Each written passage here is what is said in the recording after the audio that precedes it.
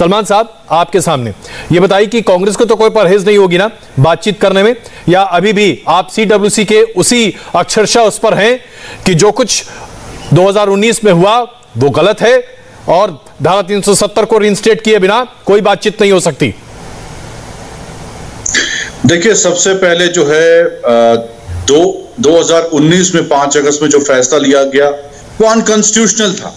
वो हमारा official stand है, क्योंकि जम्मू कश्मीर के लोगों को पिंजरे में कैद करके और वहां की लेजिस्लेशन को खत्म करके और सभी मेन स्ट्रीम के लीडरों को हाउस अरेस्ट करके, अभी भी कई लोग जो हैं अभी भी हाउस अरेस्ट हैं या डिटेन्ड हैं, तो उन सबको बंद करके एक फैसला लिया गया। और 2 साल में हमने ये देखा कि जो जो फैसले इन्होंने किए उसका आउटकम क्या हुआ। इन्होंने कहा कि आतंकवाद जम्मू कश्मीर से खत्म होगा। हर रोज हम सुनते हैं कोई ना कोई आतंकवादी हमला कश्मीर में होता है, चाहे उसमें सैनिक हो चाहे सिविलियन हो, वो शहीद होते हैं। दूसरी तरफ से LAC में चाइना जो है अभी भी अंदर घुसा हुआ है, पीछे हटने का नाम नहीं ले रहा, और ना रोजगार है, ना नौकरियां हैं, ना कोई पैकेज है। तो चेंज क्या हुआ? हम तो स्वागत करते हैं कि ऑल पार्टीज मीटिंग। हम तो पहले दिन से कहते थे कि जम्मू कश्मीर में जो मेन स्ट्रीम पार्टीज हैं उनको टेबल पे बिठा के बातचीत करनी चाहिए, और ये उस वक्त हमें कहते थे कि ये पाकिस्तानी एजेंट हैं।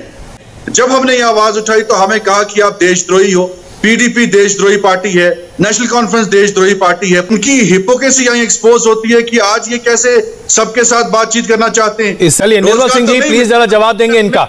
निर्मल जी, चीन की बात, पाकिस्तान की बात, बड़ी बड़ी बातें करने की बजाय आज आवश्यकता है कि जम्मू कश्मीर में एक पॉलिटिकल प्रोसेस शुरू हो और लोगों को इन्वॉल्व किया जाए। अभी ये कह रहे हैं कि लोकतांत्रिक तरीके से 370 को नहीं हटाया गया।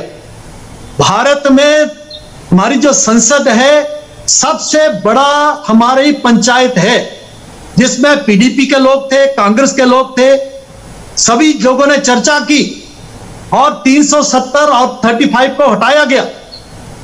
तो ये उसके ऊपर क्वेश्चन मार्क लगा रहे हैं। जेलों में उन लोगों को डाला गया था जो कि कहते थे कि अगर 370 को हाथ लगाया, हाथ ही नहीं जलेंगे, जिस्म जल जाएंगे।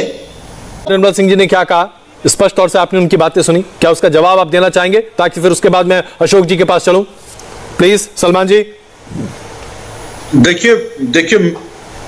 देखिए मेरा कहना यह है कि जो अगर अभी निर्मल सिंह जी ने बहुत बड़ी बातें की, ये खुद PDP के साथ सरकार में थे। अगर PDP बुरी थी तो क्यों आप सरकार में थे? उस वक्त तो आपने कुर्सी का पूरा मजा लिया। जब सेंटर में इलेक्शन था उस वक्त आपने उनके साथ जो है सरकार तोड़ दी। और दूसरी बात यह है कि आज आप कह रहे हैं कि बातचीत हम करेंगे PDP के साथ, नेशनल कॉन्फ्रेंस के साथ, तो 2 सालों में क्यों उन पार्टीज को आप बोल रहे थे कि ये पाकिस्तानी समर्थक हैं? ये क्या हिपोक्रेसी है आपकी? हम तो चिल्ला के कहते थे कि पहले दिन से इन पार्टीज के साथ बैठिए, ये हमारे अपने लोग हैं। ये मेन स्ट्रीम में इनकी कई ऐसे वर्कर हैं जिन्होंने शहादत दी है इस देश के लिए, उनको आपने देशद्रोही बना दिया। आज उनके साथ ही बातचीत कर रहे हैं। 2 साल में आपने जम्मू कश्मीर को बर्बाद कर दिया। हमारे वहां के युवा जो हैं बच जाते, जिन्होंने सुसाइड किया था क्योंकि उनके पिता को 2 साल से सैलरी नहीं मिली। यही रास्ता है, डिबेट चलती रहेगी। 32 साल से चल रही थी। कांग्रेस के लोग आज बात कहते हैं, PDP के लोग, NC के लोग बात कहते हैं। अरे भाई ये चर्चाएं बहुत चलती थी। सिंह जी, आप 2 साल से इन लोगों को क्यों कह रहे थे कि देशद्रोही हैं? सुनहरी मौका है, आप जाएं प्रधानमंत्री के सामने अपनी बात रखिए। आप देशद्रोही उनको बोलते थे, उनके साथ ही आज बातचीत करना चाहते हैं। 2 साल बेवकूफ क्यों बनाया देश की जनता को? अगर आपने बातचीत ही करनी थी आज, तो उनको 2 साल में क्यों कहा ये देशद्रोही हैं, ये पाकिस्तानी सिंपैथाइजर हैं? आप माफी मांगिए। कब ऑपरेशन करना है और कब जो है उसको हीलिंग टच देना है, डॉक्टर को मालूम है। 2 साल उनको बोलते रहे। 32 साल का नसूर जो है कोई नहीं होगा, उसका जनाजा निकालने वाला कोई नहीं होगा। आज पूछ रहे हैं लोग, बर्बाद मत करिए। लोगों को फेक नहीं करना चाहते हुआ है कि 2 साल और आगे कुछ नहीं हुआ। तो लीडरशिप अगर वो भी ऐसी सोचती है तो फिर तो भगवान ही मालिक है।